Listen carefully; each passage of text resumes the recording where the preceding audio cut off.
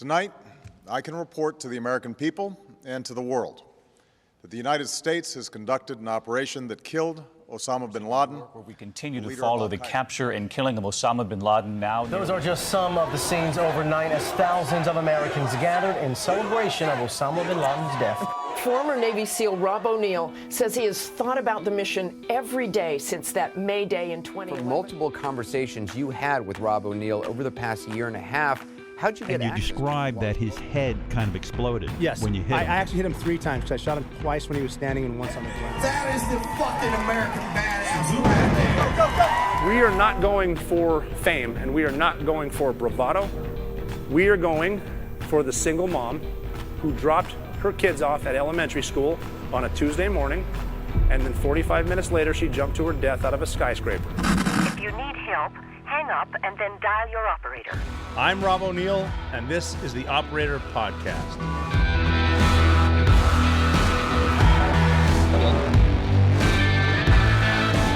All right, this is episode 11 of the Operator Podcast. I am Robert O'Neill, and I'm happy to have you with me and joining me through this escapade so far. It's been a lot of fun. As usual with anything, we talk about planning and we talk about preparation, and usually your plan doesn't work the way you planned. So that's the case with what's happening this week with me.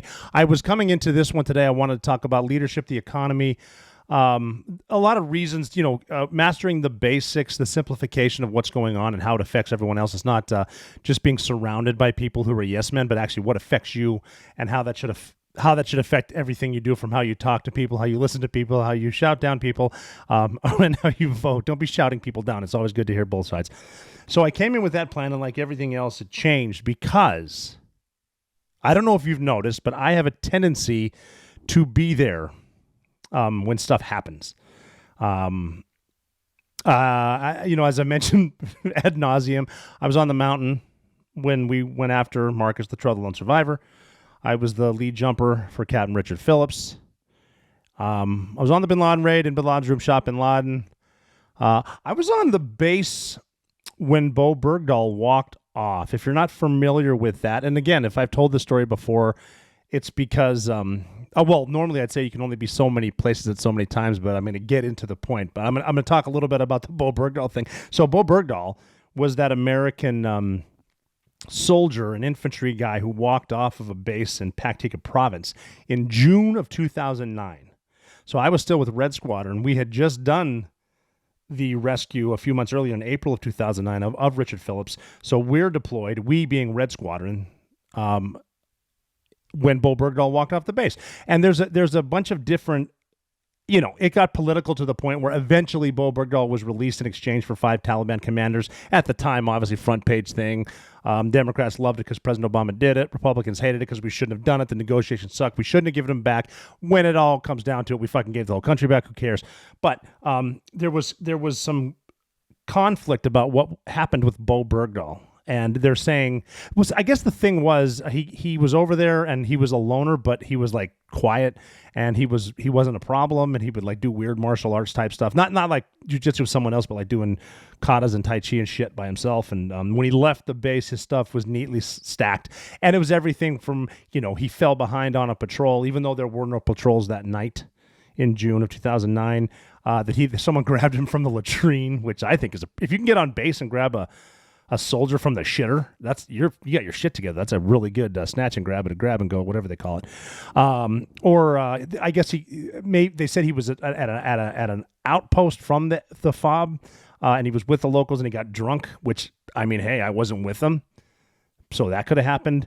But what the story that I heard is he was really close to one of his officers who got killed before that, and he was like writing correspondence back and forth, he being Bo Bergdahl, to his father, and his dad said, when it comes to ethics and war, just do what's in your heart, blah, blah, blah. So I think he walked off, and the story that we got was, so we're deployed. I'm at Forward Operating Base Sharana, and Bergdahl was like there also, but on one of the OPs. So my troop was on Sharana, the other troop was in Jalalabad, at JBAD at the airfield. And we were doing all kinds of shit going on, missions and whatnot, living the dream or what the fuck ever, Afghanistan, because we're eventually going to win this thing, right? Right. So anyway, we would work at night. So we would wake up, like the sun's going to go down in 2 hours. So you got to grab your coffee, go to the Tactical Operations Center, the talk, find out what is planned, if there's any missions or what we can potentially hit. Are we going to do a hostage rescue this time? Or are we going to do a direct action? Or are we going to strike to develop or just go out and big tough frogmen, which we can get into later. I think it's the most ridiculous shit you can do. But we walk in there and they said, this dude walked off base. And we're like, what? Wait, what do you mean he walked off base? Like, yeah, they woke up and this guy walked off base. And we're like, well, how do you know he walked off? And again, this is my story, but this is what I heard. And I've been to a couple different places, and for some reason I'm always there. They said, yeah, he walked off because these locals found him, and they called the Taliban and said, we found an American soldier. Do you want him? And the Taliban replied, they're intercepting our intel guys are intercepting their phone calls and listening through interpreters. And they said, what do you mean you found him? And they said, we found him on the road, on the side of the road, taking a shit. Do you want him? And the Taliban said, oh, yeah, we want him, and he'll never shit right again. So that's bad. And then so the Taliban grabbed him, and the first thing they're going to do is hightail it to Pakistan. They're going to get him to the Haqqanis. But so we got a little bit of time. So we stopped everything that we're doing for this dickhead that walked off base, and now we're trying to rescue him. I mean, we have to. He made a bad decision. Fair enough. I don't think he's a collaborator, a traitor, deserter, whatever. But we got to get him. We'll get him, and we'll smack his pee-pee when he gets back. It's better than getting fisted in the butthole. But so now we're moving. And so our team in JBAD's launching. We're launching. My team from Sharana, we got so close to this guy.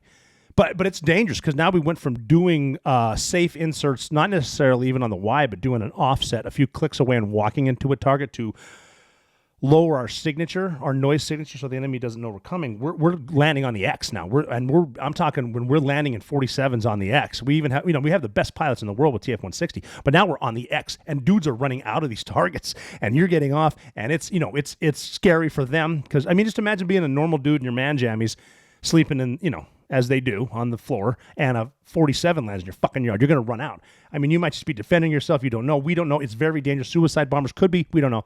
But we're doing missions, and we got so close on one of these missions that we actually were finding these wads of cash that were being paid, like, because it's the Taliban's like they're criminals. Haqqani are criminals and terrorists, but they're working like, the Sopranos. They're like feeding money, doing this, and we're doing this. Give the boss whatever.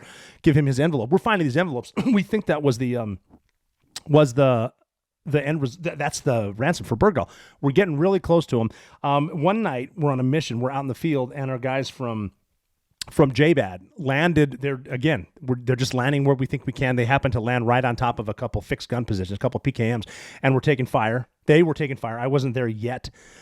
And the fire was so bad. One of our guys, you might have read the story, Jimmy Hatch, senior chief, fucking phenomenal dude. He got shot in the femur, and that'll kill you. You can bleed out in no time. You get hit in the femoral artery. He got hit there, really bad injury, life-threatening injury. One of our dogs from that troop, Remco, was killed. We inserted to kind of do an immediate reaction force for them, and it was just a weird gunfights. Guys were professional shit. Guys were awesome and very, very experienced Navy SEAL gunfighters. We had Rangers with us, but we didn't have to be there. Because we're looking for this dude, Bo Bergdahl. And one of our guys got hit. One of our dogs was killed. I think all in all, 6 guys from Bergdahl's unit were killed trying to find him.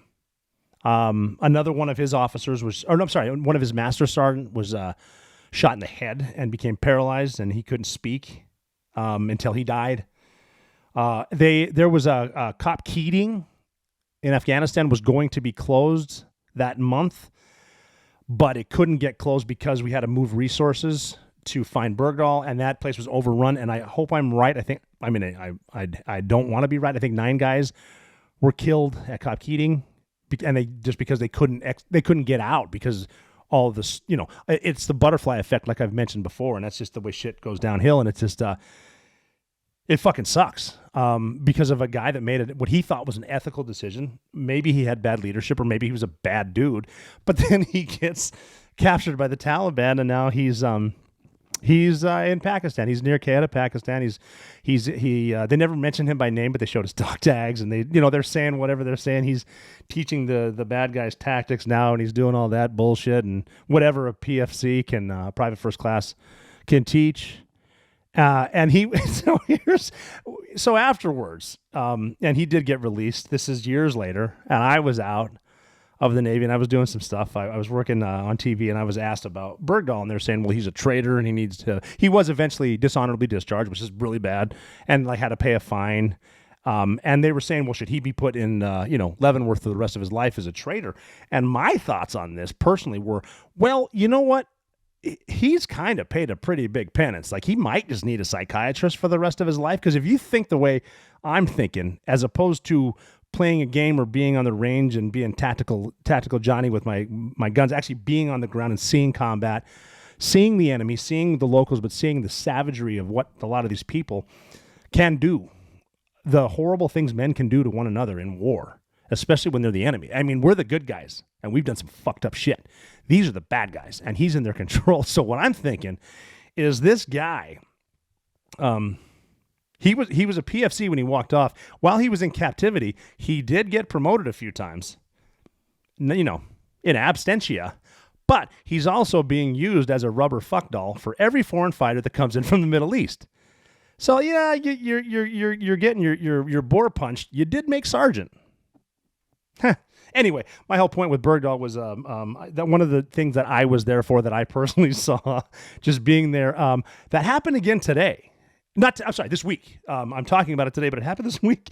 The other day, I went into Fox News to do a show with Piers Morgan, who's a buddy of mine. And again, I mentioned before that you shouldn't shout people down, you should hear people out. Piers Morgan is the classic liberal, and most of his, I know a lot of you people listening are saying, well, he's an anti-gun nut. Just listen, okay? There's going to be a solution. Really smart dude. Okay, so I'm not pitching everyone's books, but his book, Wake Up, is awesome. He sent me a copy. I read it during the pandemic. Great guy. Love the guy. And so I'm on his show. I'm with Joe Concha, who's a Fox News guy. He just wrote a book. I got to pitch that to him. He wrote a book called Come On, Man, The Truth About Joe Biden's Terrible, Horrible, No Good, Very Bad Presidency. And then Ari Fleischer. So I'm there with Ari Fleischer. He was a press secretary during 9/11 under President Bush. So he was there for all of that. Great press secretary. And he was there when we invaded Iraq. And obviously I had feelings then about going in, and then feelings now, and they differ. But I think the country loved him. If you look back or read some of his books, Ari Fleischer's awesome. And the way he handled the press, he was someone that told me the other day that if you get used to chaos, if everything's chaos, then that just becomes normal. And only speak if you can improve the silence. That's pretty cool. Anyway, so it's I'm at Fox News, and I used to work at Fox News. I was a contributor at Fox News for 2 years, and I did leave there. We let the contract expire because I went to go on to do other TV stuff. I actually was doing a really kick-ass shark show for a major company, and we had it done. We were going to put it on the air, but they canceled me because apparently on Twitter I'm not inclusive enough. We will get into that later, and the show is awesome. I'm not going to mention who they are, what the show is. Man, I wish that would have aired. It's pretty badass. It's proof that we're not in the menu, because I assure you, I was swimming by myself with just a drone a couple miles off the California coast looking for great whites. Yeah. If I was on the menu, I wouldn't be here talking.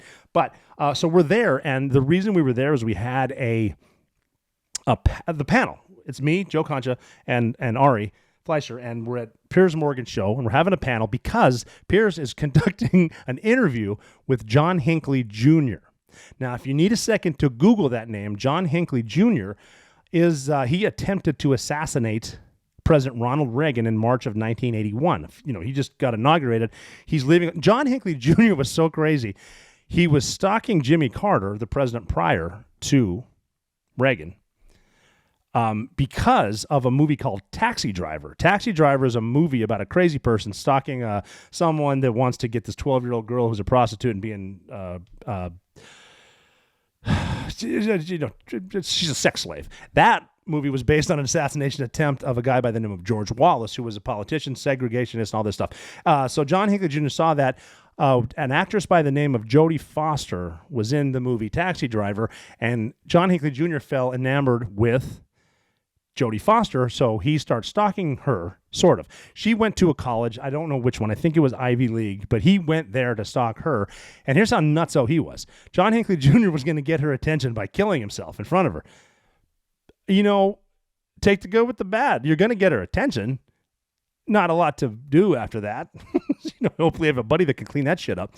But so he's going to get her attention, but he figures because of an assassination attempt based on the movie Taxi Driver, he will assassinate a president and get Jodie Foster's attention. So he went after Carter, stalked him, couldn't find him. Reagan gets elected. He's coming out of I think an CIO meeting, whatever, a lot of acronyms in D.C. He's walking out. Hinckley's got a .22 caliber revolver, and he fires all 6 with Devastator ammo. Now, I don't know how crazy you are, but if you buy ammo that's called the Devastator, it's to kill. The Devastator, if you look it up, and again, a lot of you gun guys can help me out with this. I haven't Googled it. I'm assuming it's designed to explode again in your body and kill you. So he shot 3 dudes, shot a police officer, 1 Secret Service agent who was badass, who actually turned into the fire. And that's part of I've done some personal security details. That's some shady shit, because I'm a big believer when someone shoots at you, it's, find cover, concealment, shoot, move, communicate. But on a detail, you need to cover the president in this case. So he did that. He got shot. And then he also shot his press secretary, Brady. And Brady was permanently paralyzed, lost a lot of his speech. He was actually, Press Secretary Brady was the reason the Brady bill, which is gun control, 5-day waiting period, he sponsored that, and he died, I think, 33 years later. He did hit President Reagan with a ricochet that went under the president's armpit and should have killed him. And it was to the point, like, it made his legend larger, because he's going to a hospital now in the D.C. area, and I got to look up which one it is, but I guess, and you get shot in the chest. I don't give a shit if it's a ricochet. If you get hit in the chest with a fucking bowling ball, you're in trouble. He got shot in the chest. The president's on the damn operating table in D.C., and I guess he looked up before he went under anesthesia, and he said, "I hope all of you are Republicans," which is awesome. And like, he lived, Reagan, obviously he lived, served 2 terms, and there's like footage of him being at a speech where a balloon, because those ridiculous political rallies with the fucking balloons, a balloon pops when he's up there and everyone ducks, and Reagan looks around and goes, "Missed me this time," or some shit like that. That's it. Anyway, so we're at Fox News, me being someone that's there, seems to be there a lot, just there. Piers Morgan is interviewing John Hinckley Jr. via satellite, but he's on the TV in front of him. So he's in Williamsburg, Virginia. We're up in New York City at Fox News headquarters. Piers is really good at interviewing people. He's a good interview. Smart dude, knows how to ask. And Hinckley Jr. is kind of creepy. He wants to do these concerts, like play concerts, like a one-man band. I don't know if it's got the fucking bass drum on your back and the harmonica necklace, whatever. But he's trying to sell these out, and he says, for some reason, the venues keep canceling. It's like, well, yeah. Because anyway, he did get out. He was found not guilty due to insanity, right? And he's been under psychiatric care, and he admitted he was taking the psychiatric drugs, but he's kind of been out for a while. Now, like, he's been out now. He's by himself. He's talking about shopping in Williamsburg, Virginia, and people recognize him, blah, blah, blah. And most people don't really know who he was unless you remember the assassination attempt. Like, if he killed Reagan, you'd remember him. But kind of, like either the guy who killed Kennedy or the CIA killed, whatever. Yeah, I'm just kidding. Anyway, so he's there talking. The press secretary, Brady, that he shot, died 33 years later. This is important. And the coroner said he ruled it a homicide. So now we got a dead guy a couple years back, 33 years after the incident. We got Hinckley Jr. right here, and Piers Morgan says something along the lines of, "So you killed Secretary Brady?" And he goes, "Yes, I did." Now we're having a moment of pause. And I kind of look around. So we got the panel, the power panel. Obviously, I brought up the good-looking factor. Ari and Joe Concha brought up the smart factor. So we're a good panel. Piers is here, and we're kind of like, I think that was a fucking exclusive. He just admitted that he murdered that dude. So, I'm not a lawyer. We don't know how we get into double jeopardy and all that shit. But it's like I'm sitting like, Christ, I was here when Hinckley admitted he murdered the press secretary trying to kill Ronald Reagan. I'm sitting here listening to him say it. And so I called my brother Tom at home, and I'm like, Tom, you're not going to fucking believe what just happened. And Tommy, he was using sort of the thing that I say is like, yeah, you are once again like the Forrest Gump of the Navy, except you don't have a best good friend or a shrimp boat. So that's how we're going to start this one this week. And again today, because we're talking about the economy and we're talking about inflation. I've traveled the world, and there are two things I know. Mismanaged governments lead to economic destruction, and gold has value everywhere on the planet. Whether it's incompetence or intent, the result is the same. Rising inflation and wasteful government spending are destroying the U.S. dollar. That's why I partnered with Allegiance Gold and want you to diversify your portfolio. My friends at Allegiance Gold can help you protect your IRA or 401k with physical gold or silver, or, if you prefer, have it delivered securely right to your front door. Their approach is different. They focus on educating and developing a long-term strategy that is right for you. That's why Allegiance Gold has some of the highest ratings in the industry. 5 stars with TrustLink, a AAA rated with the Business Consumer Alliance, and an A+ from the Better Business Bureau. So go to protectwiththeoperator.com and get up to $2,500 of free silver on a qualifying purchase when you tell them the operator sent you, or give them a call. And that number is 844-790-9191. That's 844-790-9191. We cannot control the Biden administration, but we can prepare for the consequences of their mismanagement of our country. Protectwiththeoperator.com. That's protectwiththeoperator.com, or call 844-790-9191. So it is getting closer to the midterm elections. This episode of the Operator Podcast is not going to be about that. Episode 11 is not about the elections, even though you'll notice it always seems to be about elections, especially with like congressmen, because their terms are 2 years. So they spend a year and a half of those 2 years campaigning for the next 2 years, for the next 2 years, for the next 2 years. They're always trying to get another term. So they're always campaigning. So it's always the same shit.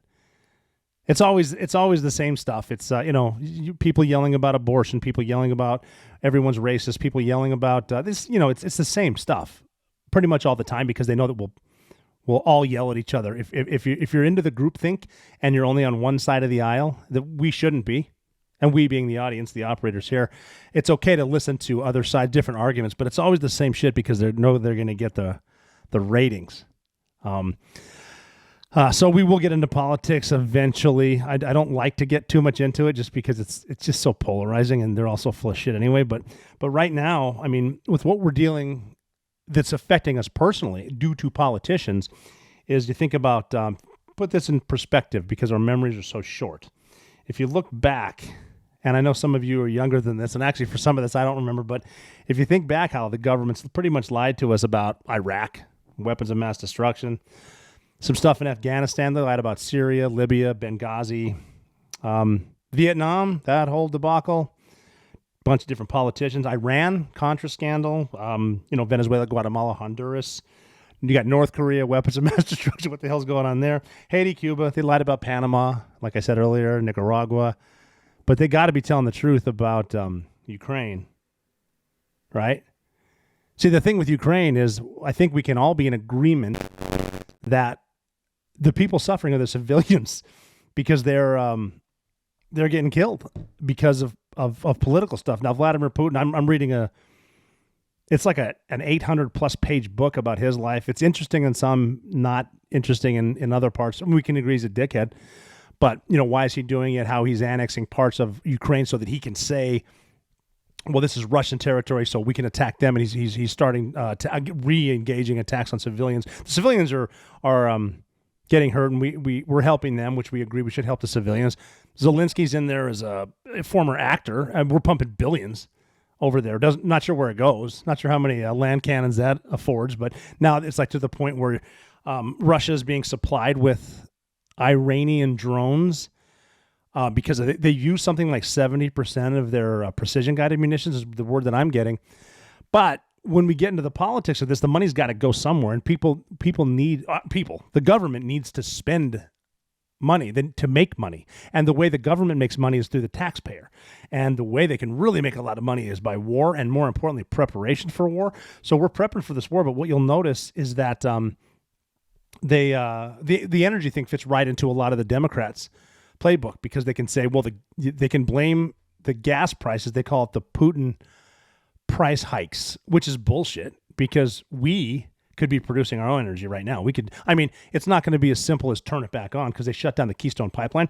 And it's not just turn it back on and it's pumping, but with that and the fracking in like eastern Montana and from the Dakotas and Texas, the natural gas the stuff we have in Pennsylvania, which I'm still amazed can be considered a blue district because of the miners, the blue collar workers. Hopefully that'll change. And not that I'm a Republican either, I'm independent, but I hope people start to see what's actually happening here and why, because this bullshit gas price is affecting everything. That's what's affecting inflation, because the gas price goes up, and that means everything from where you drive. Because you got to figure now, like back in August, the polls, I don't believe polls either, and I'll tell you why. Because with polls, people aren't going to admit that they're a Trump supporter, because it could get violent for them. People don't really hang flags. Not they do in Florida, but you don't see people walking around with hats on. You get your ass whooped. Someone will jump you because it's violent. The best way to conduct a poll or to find out, don't ask someone who would you vote for. Ask them, who would your neighbor vote for? It's a safer bet for them. But I don't really believe the polls. But back in August, people weren't that concerned about inflation until September, and then all of a sudden, I gotta fill the car because the kids are back in school. Look how expensive these supplies for the kids are now. Wow. Why is that going up? The gas is up. It's expensive to heat now because gas prices affect everything. That affects your groceries now. That affects travel. The holidays are coming up. I mean, I know it's not even Halloween, and we're already hearing that fucking All I Want for Christmas by Mariah Carey, which I'm going to blow my brains out. But people aren't buying houses anymore because of the rates, because the inflation rate and all this stuff. And it all comes back to gas prices. If it wouldn't again be turning the gas back on, because you need to deal with the contractors. Who's gonna pay this money? Just even if Republicans or whatever take the House and the Senate, and then eventually, who knows if Biden can even stand up by the time his second term might come around. Who knows what's going to happen 4 years after that, 2 years after that, because I'm not going to invest all this money when some leftist is going to come in and just shut it off because we have flying unicorn cars or whatever the fuck they're talking about. But the thing that I wanted to talk about, because I have been asked about this, and we went from fun to not so much fun, so we're going to go a little bit hardcore here, and then we'll start off fast, and then we'll try to end it more fun, like as opposed to when I used to, I would tell people, like, because there's a lot of people on the internet or whatever that do their intense workouts, and I would get asked, like, as a senior guy at SEAL Team 2, they would say, well, how do you like to do, like, your long runs, how do you do it? And I'm like, well, what I like to do is I start off slow, and then I gradually taper off. Like, I'm running for accuracy. Like, I want to end where I started. That's my run. But I don't know what the point of that was, but what's being thrown around here, because of Ukraine, and you'll notice these politicians will say it because they love that soundbite. Man, if they get that fucking soundbite, they get the 24-hour news cycle. I'm on this. Look at my face on TV. A lot of people on both sides. Lindsey Graham is a Republican senator, and he loves to say nuclear war. President Joe Biden, nuclear holocaust, as he's eating fucking ice cream. And they're throwing this around because they can say the Putin gas hikes and all this stuff. I mean, even to the point where they're saying we're getting back to the energy thing, because it's all gas related. I don't know if you've noticed, like, a lot of the wars we fight. Look at the deposits in Afghanistan, in Ukraine. Look at oil. We've been to war in Iraq twice. We're still over there. There's a lot of oil in Syria, but it comes to the point where a lot of these leftists, they're so afraid of their own party that they won't admit we got to turn the fucking oil on. Like, look, renewable energy, awesome. Windmills, awesome. If we can do electric or whatever they come up with, great. You can't store it right now. We're not there yet. You got to keep the gas on. I mean, for national security. So you got Joe Biden going over to Saudi Arabia, doing a fist bump with what's his nuts, and just looking like a jackass. And then he's begging them, don't do it until after the midterms. Don't hold back the 2 million barrels a day till after the midterms. Notice that shit too. After the midterms. Wait till we get reelected. They'll talk about their bullshit with the Inflation Reduction Act. Yeah, it's going to set in after the midterms, and then no one notices. And if you're dumb enough to vote for some of these people, you get the fucking politicians you deserve. But they're going to these OPEC nations, and I don't have enough time to get into OPEC per se, but a lot of people probably don't know what OPEC is. So now picture this: we have our strategic oil reserve as the United States. We were energy independent under the last president, under President Trump. Now we're not. And we're depleting our security, our reserves, to try to keep gas prices from skyrocketing, which they will. Until when?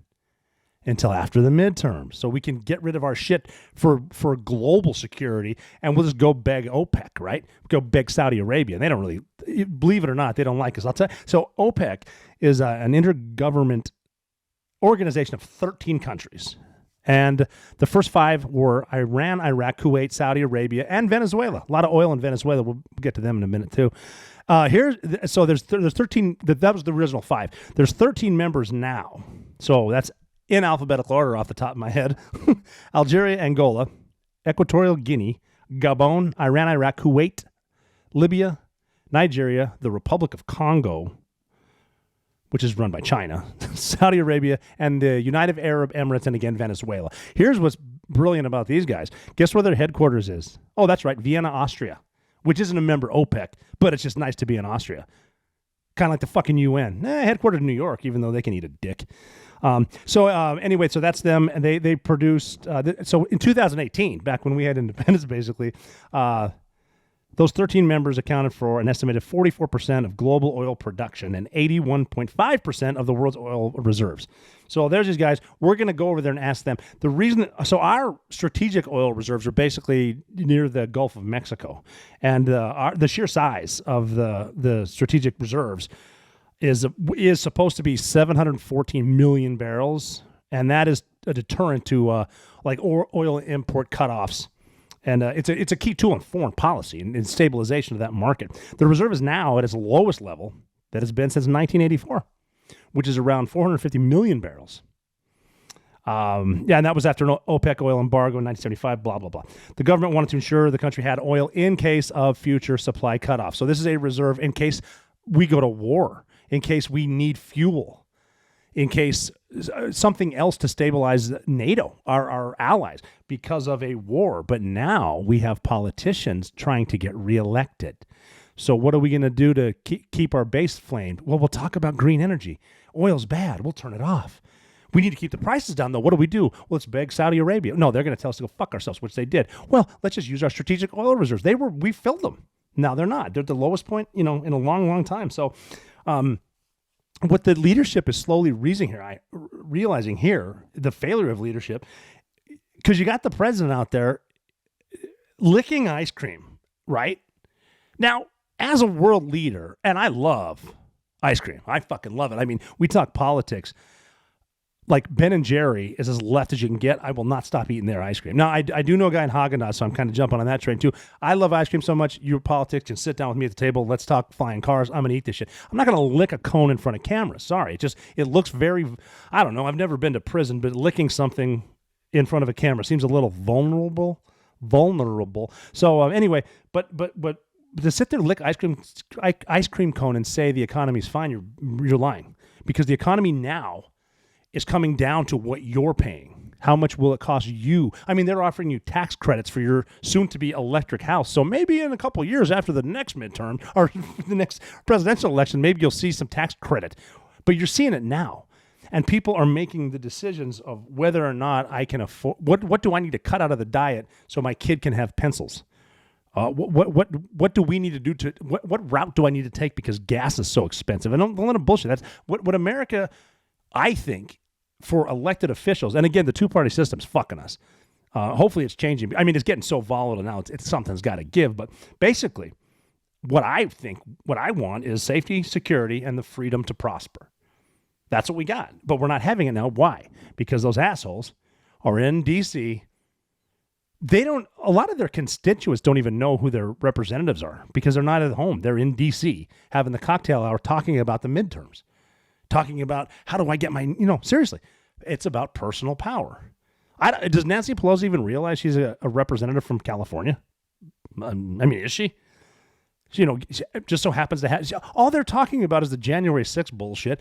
How did Nancy Pelosi have a camera crew in her office on the January 6th insurrection, where the only person who was murdered was an unarmed veteran by a cop that I think had a negligent discharge? But anyway, that's worse than 9/11, according to some of these people trying to get reelected. But safety, security, and the freedom to prosper. What these politicians now are throwing around is the word nuclear.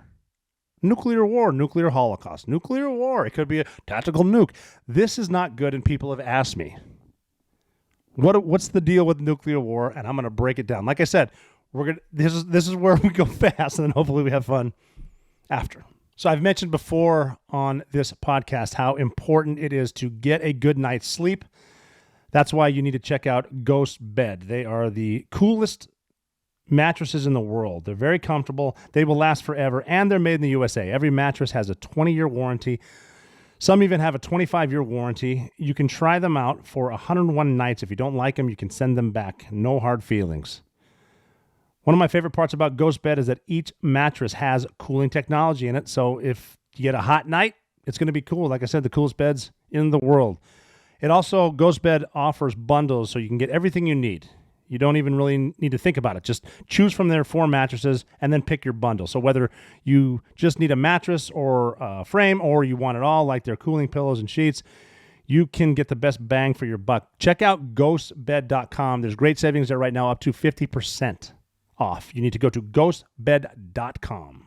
So because Putin has failed miserably and apparently lost something like, I don't know if I said this before, I think it's 70% of his tactical weapons have been used. And so now he's getting drones from Iran, and they're calling them kamikaze drones, whatever. I don't think if anyone's not on them, that's not a kamikaze drone. It's like a really inexpensive bomb, but he's getting them from Iran, and then we're doing whatever. But Putin is now getting pissed, and you got to figure he's backed himself in a hole where he's saying nuclear now, because what he's done is he's annexed certain parts that he claims are Russian, which means now as Ukrainians push them out, which they're doing, and they're going to continue to do, he's saying that's an attack on his sovereign nation. And some of these Russians are nuts. I had an Uber driver in middle America, I shit you not, a couple of weeks ago, and she was explaining me why the Russians are the victims. Like, no shit, telling me how the Russians are victims in this. And like, she believed it. Like, a lot of these people believe it. So when Vladimir Putin says that they're being invaded now by Ukrainians out of their sovereign land near Crimea, then they use tactical nukes. And the problem with nukes is it's getting thrown around. And if Ukraine's not a NATO country, it's not part of the organization, but if it bleeds over to a NATO country like Estonia or Poland, God forbid, a direct U.S.-Russian confrontation could take place with runaway nuclear escalation, because you got these loose-lipped politicians, talking about this. And the world is arguably right now, even though we're not talking about it today, I hope we're not tomorrow, but we're arguably closer to nuclear conflict than the 1962 Cuban Missile Crisis, again with Russia. So what would a full-scale nuclear exchange look like? I have to read some of my notes here because I'm not a scientist. I was studying it. It's horrifying. Is it truly going to be an Armageddon, or is it survivable for some of us? I'm going to start this off. A statement again. I mentioned Reagan earlier, a great president. In 1985, President Reagan and Soviet General Secretary Mikhail Gorbachev said that he told Gorbachev that nuclear war cannot be won and must never be fought. And that's as simple as it gets. It cannot be won by either side. It should never be fought. Many scientists have investigated this question, but they haven't been doing it recently because even they don't want to really study it in peacetime. Unfortunately for us, we are no longer in peacetime, and we're really close to this, especially with these dudes that are just throwing this shit around. So the latest assessment, I'm going to give you a current inventory. The latest assessment, I didn't do it, so I had to borrow someone else's studies. I wasn't welcome there. Russian nuclear military capability estimates that earlier this year, 2022, Russia has a stockpile of about 4,500 nuclear warheads. And they have some that are retired, quote unquote. If they bring them to bear, that's 6,000 warheads, nuclear warheads. The U.S., we have a similar inventory, 5,500 warheads. 3,800 warheads that are rapidly deployable. So here's where we get into stuff that's called megatons. About 3 million megatons of TNT, 3 megatons of TNT were detonated in all of World War II. 3 megatons. So for comparison, because we're talking about our submarines now, our submarines are basically going to be the ones that launch some of these big dogs. Our allies have submarines, mainly we in the UK. We carry 4 megatons of TNT equivalent on 40 nuclear warheads, meaning each submarine can cause more explosive destruction than took place in World War II, the whole fucking World War II. So that's bad. I mean, depending on what your definition of bad is, that's bad. So most of our nuclear they're deterrents on our subs, which I said. So here's a good one. Now, we're asking what kind of subs, and again, we did go through Navy ships in one of these episodes. So our subs with the nukes are the SSBN. So SS subsurface, B for ballistic, and then N for nuclear. On June 4th, members of the U.S. Congress and U.S. Navy officials joined employees of General Dynamics Electric Boat, so GDEB, in a keel-laying ceremony for the U.S. Navy's next-generation Columbia-class nuclear ballistic missile sub, SSBN. Guess what they're naming it? So we name our ships after important stuff, our ships, and we've talked about it before. This one, the first Columbia class is going to be the USS District of Columbia. The USS Washington motherfucking D.C., the SSBN 826. We're naming it after D.C. It's awesome that, okay, here's how this works. During the keel-laying ceremony, the ship's sponsor initials, so General Dynamics initials, are welded onto a steel plate for installation on the sub. So it will remain throughout the boat's service to remind the crew of the strong bond between the vessel and her sponsor. So General Dynamics makes a ship called the Washington, D.C., not even in D.C., because D.C., if you notice, doesn't produce anything. They got their money from a government contract, which came from you. So you paid for it. The taxpayer pays for it. And they're building it, the USS District of Columbia up in Rhode Island or something like that. So it's the first ship in this class built for the U.S. Navy. I mean, and again, General Dynamics is awesome. And these big government contractors, they do build us the good shit. Like when I'm out there in combat, when I was cheering for the Hellfire, cheering for the Apache on the sub, on the goddamn carrier, good on you. And there's some kick-ass scientists and shit that work there. It's just funny you got to put their name there because they sponsored whatever. So with the Columbia-class program, the Navy has entrusted Electric Boat to deliver the next 60 years of nuclear deterrence for our nation, continuing the company's legacy of delivering the finest, most technically advanced submarines in the world. Now, a deterrent is one of the triage, right? So deterrence, forward defense, and alliance solidarity. But a deterrent means you tell someone, don't do this or we will do that. And that's how, if we had leadership, Putin might not have invaded Ukraine.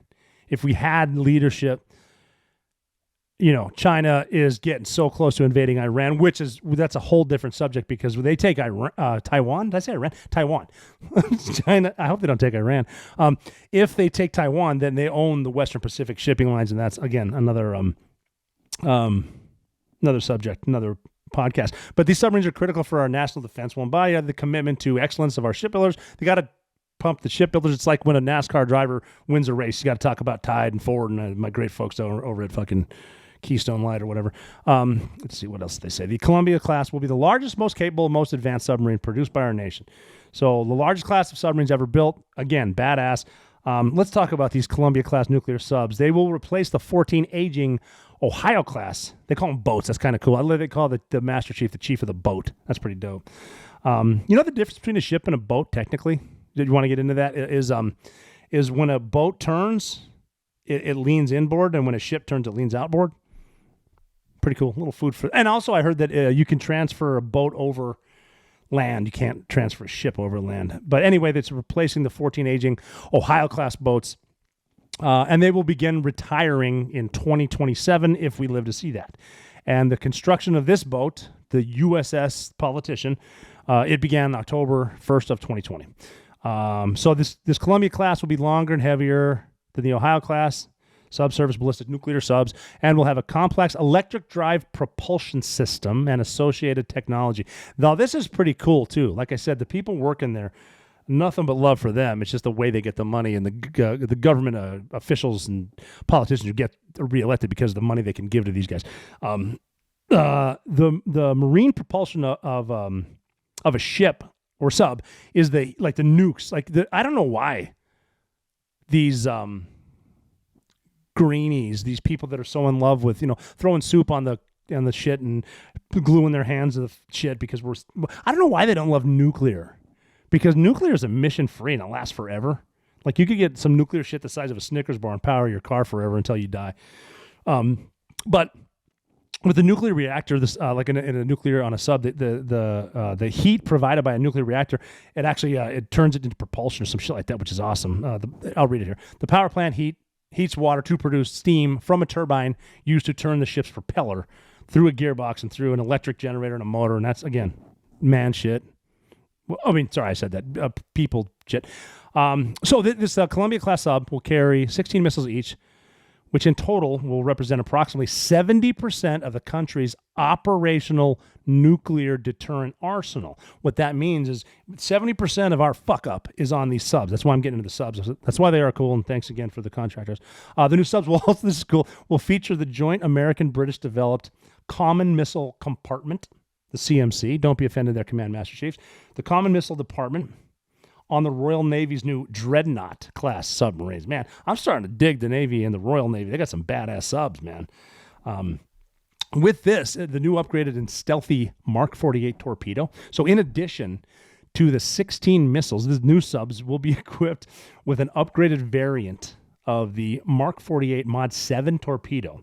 So this torpedo, it can destroy targets at ranges of up to 5 miles and travels at speeds of greater than 28 knots, which in human terms is 32 miles per hour. And that is fast in the water. So these are I just want to talk about the subs again. That's awesome. General Dynamics is awesome. I love the fact that they named the first one the USS District of Columbia. I mean, the jokes are seriously writing themselves. But that is our deterrent. And before, we had the deterrence. Now they're talking about nuclear war. Yep. And we're going to get into that. So we're talking about potential scenarios with crazy people on the button. And I think right now it's time to get as much emergency food as you can. Right now you can stock up and save a ton of money because for just a few more days, My Patriot Supply is knocking $250 off of their 3-month emergency food kit. Go to mypatriotsupply.com right now to get this great deal. My Patriot Supply is charging less so they can help families more. This is the lowest price in 3 years, but they can't do this for long. Forces in the world are hell-bent on the destruction of the American economy and the American way of life. There may come a day when you can only depend on yourself. Will you be ready? Will you be prepared? So go to preparewithrob.com and you'll save $250 on each 3-month emergency food kit you acquire. Again, this is the lowest price in years. Your orders ship fast and they ship for free. Don't wait for grocery stores to run out. Don't wait for those shelves to be empty. They have before and they will again. So go to preparewithrob.com right now. That is preparewithrob.com.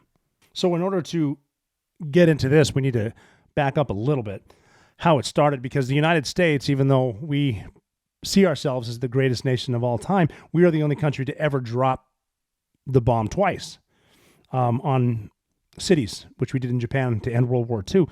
This all started, if you can back up a little bit, we were having an influx of migrants to the country, not through the southern border like we are right now. It was in Ellis Island in New York in the 1930s. And one of the guys who came through, and he actually got his he got his citizenship pretty easy because he was a Nobel Prize winner. His name was Albert Einstein. He came up with the theory of relativity, which is E equals mc squared. Energy equals mass times the speed of light squared. So smart dude. And he actually left. He was a Nobel Prize winner, but he wasn't taken very seriously. His work was dismissed as mere Jewish physics by another Nobel laureate, Philip Leonard, who served as the chief of Aryan physics for the Third Reich. I'm assuming not a good guy.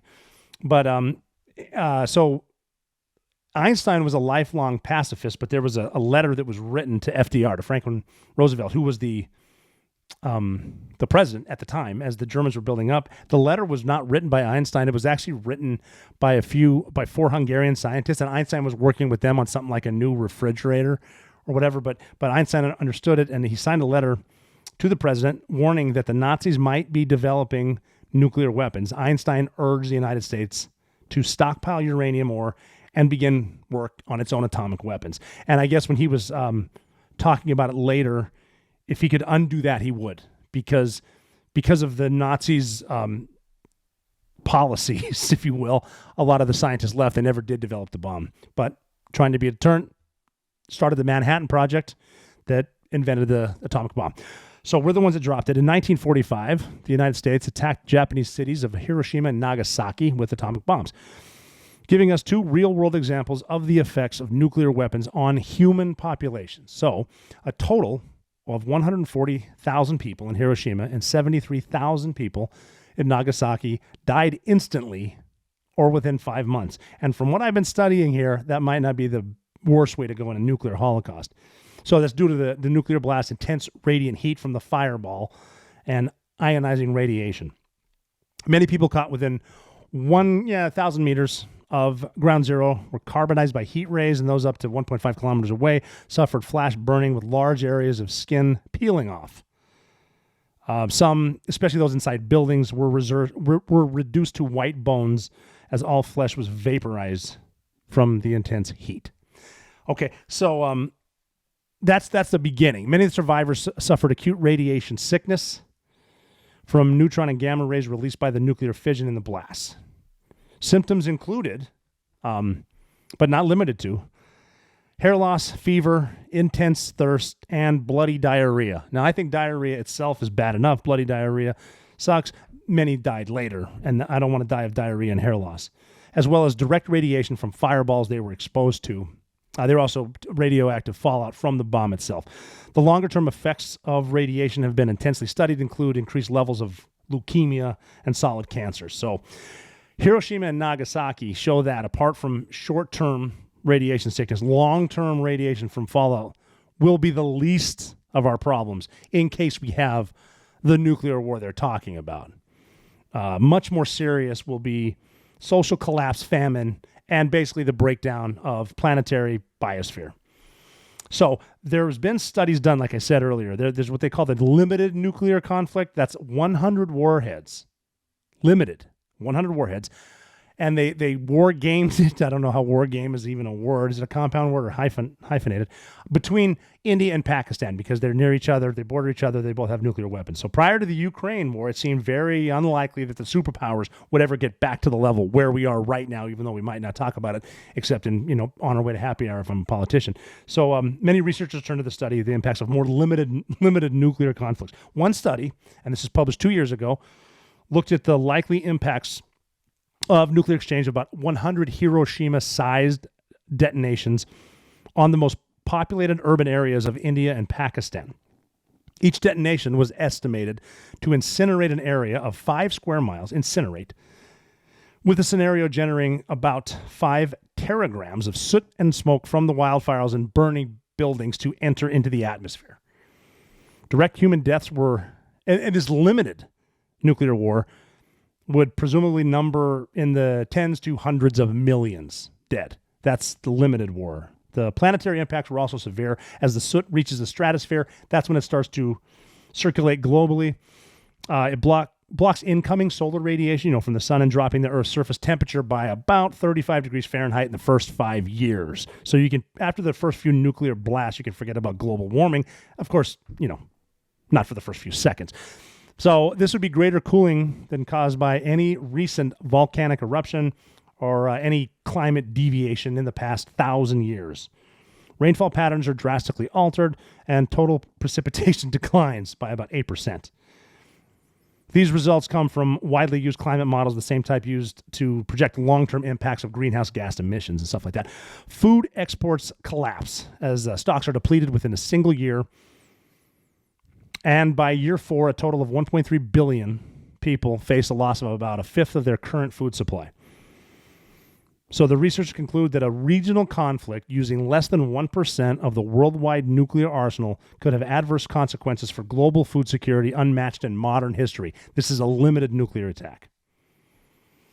So a 2014 study, the same scenario of a 100-weapon nuclear exchange between India and Pakistan, mind you, found that soot penetrating the stratosphere would cause severe damage to the Earth's ozone layer, increasing UV penetration by 30 to 80% over the mid-latitudes. This would cause widespread damage to human health, agriculture, terrestrial and aquatic ecosystems. The combined cooling and enhanced UV would put significant pressure on global food supplies and trigger a global nuclear famine, limited nuclear attack. That's limited. So that's just with 2 countries in Asia. Okay. So that's the good nuclear war. Now, this one is, I guess, what we would call the meat and potatoes. This is a full-scale nuclear exchange. This is a study that was done. What's going to happen? If global nuclear famine could result from the first one, the good one, just 100 nuclear detonations, what would happen in a fuller exchange of several thousand warheads that we currently have in a bunch of different inventories between the United States and Russia? So one study that they did looked at a Russia-U.S. nuclear war scenario where Russia would target 2,200 weapons on Western countries. So not just the United States, but Western countries. And the U.S. would target 1,100 weapons on Russia, and China. So 4,400 warheads would detonate, equivalent to roughly half of the current inventories held by the U.S. and Russia. Nuclear-held weapons by other states were not even used in this scenario, which has, the ones that aren't used has a 440 megaton explosive yield, equivalent to about 150 times of all the bombs detonated in World War II. This full-scale nuclear war was estimated to cause 770 million direct deaths and generate 180 teragrams. So teragrams, that's 1 million metric tons of soot from burning cities and forests and people. In the U.S., about half the population would be within 3.1 miles. Each of us would be 3.1 miles from ground zero, and a fifth of the country's citizens would be killed outright, which is the way you want to go in this one. Another study, published a little bit later, looked at comparable but slightly lower. So they're talking 150 teragrams atmospheric soot into the atmosphere following an equivalent nuclear war. The devastation causes so much smoke that only 30 to 40% of sunlight reaches the Earth's surface for the next 6 months. A massive drop in temperature follows, with the weather staying below freezing throughout the subsequent northern hemisphere during summer. So in Iowa, for example, the model shows temperature staying below freezing, 32 degrees, 0 degrees Celsius for 730 straight days. There is no growing season. This, boys and girls, is what we call a true nuclear winter. And it's not just a short blip. Temperatures still drop below freezing in the summer for several years thereafter. This is the big war. And global precipitation falls by half by years 3 and 4. It takes over a decade for anything like what we're used to, climatic normality, to return to the planet. By this time, most of the Earth's human population will be long dead. The world's food production would crash by more than 90%, causing global famine that would kill billions through starvation and, other things like eating each other and then dying from the radiation because the dude you just ate is infected. In most countries, less than a quarter of the population survives by the end of year 2. Global fish stocks are decimated, and the ozone layer collapses. So we're basically on Mars. So this is the 440 warhead, 150 teragrams of soot nuclear war scenario, averaging over the next 5 years. China sees a reduction in food calories of 97.2%, France by 97.5%, Russia by 99.7%, the UK by 99.5%, US by 98.9%. So we're the lowest, but still basically everything's gone. In all the countries, virtually everyone who has survived the initial blast would starve or whatever unpleasant ways to die that you can think of. Imagine people running around. So even the lower of the global nuclear holocaust, the 150 teragram soot nuclear war scenario, in orders of magnitude, how much smoke and other particles put in the atmosphere by an asteroid. So the asteroid that hit the Earth to end the Cretaceous period 65 million years ago, killing everything, wasn't even that. So it's about it killed about 2/3 of the species alive. That huge global killer asteroid. The only thing surviving this nuclear blast apparently would be crocodiles, cockroaches, and fucking nerds. But so anyway, it implies that some humans would survive eventually to like repopulate the planet, is the way these scientists said it. I'm thinking like a Mad Max scenario, only a little bit worse than Tina Turner's probably not singing for you. And that a species level extinction of Homo sapiens is unlikely, they say in quotes, even after a full scale nuclear war.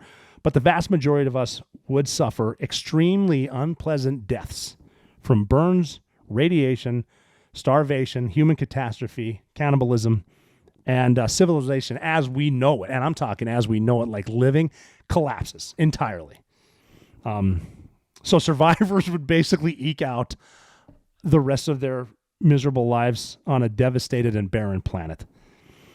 So this is this shared understanding of the consequences of nuclear Armageddon that led to that 1985 statement by President Reagan to Gorbachev that a nuclear war cannot be won and therefore must not be fought. And then it was reaffirmed allegedly by President Biden and now Putin in Russia. It cannot be won and must never be fought. And instead of thinking of your midterms and your power, imagine the world as you know it. Like there's right now, they're bombing children's hospitals in Ukraine and targeting civilians, and we need cool heads to prevail, is what I'm getting at. The price of nuclear escalation is planetary suicide. One won't stop the other. The deterrent must stop. Like Einstein said, that if he would have known what he known, he would never have done it. And this is just how it is. I need to bring this up because this is how ridiculous these stupid ass politicians are. When I was in New York, I saw a video. It's a public service announcement, and it's of a woman probably, and she's obviously left the center, and she just loves everyone, and she's saying how in case of they're talking about a nuclear blast, just get outside immediately and then get into a building if you can and try to find a bunker. If you can't find a bunker, get to the center of the room and then wait for further instructions. And she says at the end, "You got this, New York." Well, I'm going to break this down for you. You don't fucking got it, New York. What the next word? The satellites are gone. There is no communication. There's no more fucking people. You're in the center of a building waiting for the zombies. You don't got shit, New York. Pull your head out of your ass when you go to the polls. This is ridiculous. It's a global killer. It can't be done. Next time you hear a politician say it, give his office a call or tell your friend to call him or something. Global suicide. You don't got shit. So I'm not trying to end this on a sour note, but even though a lot of people in the media and in politics, they do sometimes tell you what they want to hear simply because they want to get reelected. And that's it. And they're afraid of the truth. And sometimes if you tell the truth, if you hit them with facts, they're going to call you names because they don't like the facts because it doesn't fit their agenda and it hurts them emotionally. And even former President Barack Obama was on a podcast the other day talking about how wokeism is a buzzkill. It's an attack on fun. Nobody wants to be walking around on eggshells. He's a little late with that, and he could step up and lead the left as far as that. But I mean, look at these kids that are dumping out milk in markets overseas, and it'll come here because they're convinced because someone told them that the dairy animals fart and that methane is going to destroy the ozone layer, which is ridiculous. They're spray painting car dealerships because the cars aren't all electric, even though they don't take the time to realize what it takes to make a battery for an electric car. All you need to mine for in the slave labor and the greenhouse emissions that it takes just to make that electric car. It's not really electric. Where do you think you charge it? The power doesn't come from that building. It probably comes from coal, right? Just they're being told stuff to ride their emotions, so potentially they'll vote and that side can win. The people that throw soup on the priceless works of art, and then they glue themselves to the wall, their hands to the wall, not realizing what it takes to make glue. They're going against. They're so crazy on the far left. I'm surprised. These are the people that don't say the person is the problem in violence. It's the guns problem. I'm surprised they haven't said, well, it wasn't those kids' fault. It was the can of soup's fault. But it's a buzzkill, and I hope people are waking up. But a lot of these politicians, they're in spots where they're out of reality too. They're surrounded by yes men and staffers, and all those yes men and staffers they got something in the game personally. Their power. The staffers want a higher staff position. The politician wants to get reelected, and they're not on the same planet as we are. Dr. Jill Biden was at the Eagles-Cowboys game in Philly the other day, and she was getting booed. Philly is not a red city. We're going to find out whether or not it's a blue state. But she's getting booed, and they're doing the fun version of Let's Go Brandon. They're saying it the other way, though, right to her face in Philly. So people are sort of waking up. I hope. Ronald Reagan said, to quote him, and again, this is sort of what he said. He said the most terrifying words in the English language are, "I'm from the government and I'm here to help." So be careful with that one. And again, not to get too morbid, I described what I was studying about nuclear war, and I did just to kind of put it in a perspective that what I've come up with is Earth as we know it will be gone. It'll sort of be like trying to live on Mars, but it's definitely going to destroy Uranus. So there's that. But I will close in honor of something Joe Biden said the other day. I got 2 words for you. You're never out of the fight.